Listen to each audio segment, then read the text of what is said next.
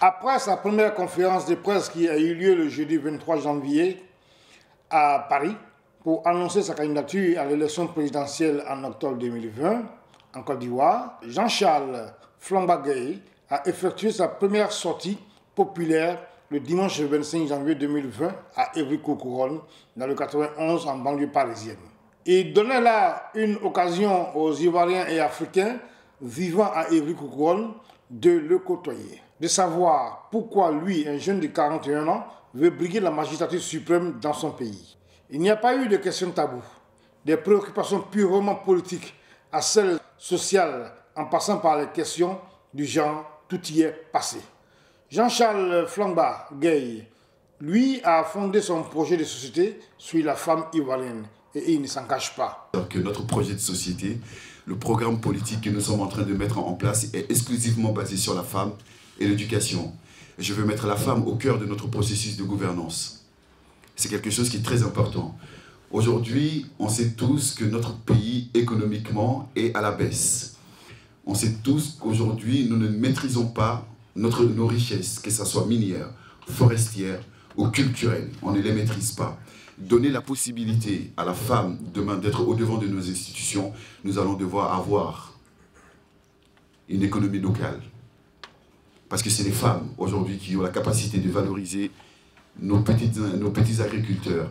Nous avons des marchés sur lesquels la majeure partie des femmes qui développent l'économie sur les marchés, ce sont les femmes. Les femmes ont besoin aujourd'hui d'être accompagnées. Nous voulons donner une place de choix, une place pérenne à la femme ivoirienne, afin de nous accompagner dans notre processus de gouvernance. Pourquoi est-il candidat au fauteuil présidentiel en Côte d'Ivoire? Que compte-t-il faire pour les Ivoiriens et la Côte d'Ivoire, qui tranchent avec ce qu'on voit depuis des lustres? Est-il inféodé à un parti politique? Gueye Flamba est aussi clair que précis. Évolution est un mouvement qui a été créé par la société civile. Toutes les personnes qui font partie de ce mouvement ne sont pas des politiques. Nous avons une vision politique, nous avons des attentes politiques, mais nous sortons de la société civile, car nous avons un projet que nous voulons mettre au cœur de notre société. C'est comme ça que ce mouvement est né. Pour une première sortie publique, le jeune candidat a laissé bonne impression. J'ai trouvé quelqu'un qui a une hauteur d'esprit, qui a su appréhender les questions qu'on lui a posées, qui a su donner les réponses conséquentes. Voilà quelqu'un aussi qui est dans ce qu'on appelle la nouvelle Côte d'Ivoire, qui n'est pas dans le suivisme et donc qui sait effectivement aborder les sujets d'actualité sans toutefois heurter les gens. J'ai été agréablement surpris en fait. Agréablement surpris par cette personne qui est jeune, certes, mais je pense que ça sera un avantage pour elle. Contrairement à ce qu'elle a dit tout à l'heure, je pense que ça peut être un avantage pour Jean-Charles, sa jeunesse.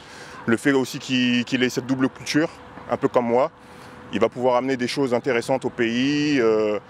Ce qu'il nous a présenté, il ne s'est pas trop mouillé pour l'instant par rapport à son programme, mais je pense que c'est de bon augure dans le sens où il a des idées, il ne peut pas trop en parler pour l'instant, mais je pense que son idée générale est plutôt intéressante s'il se positionne déjà pour le peuple.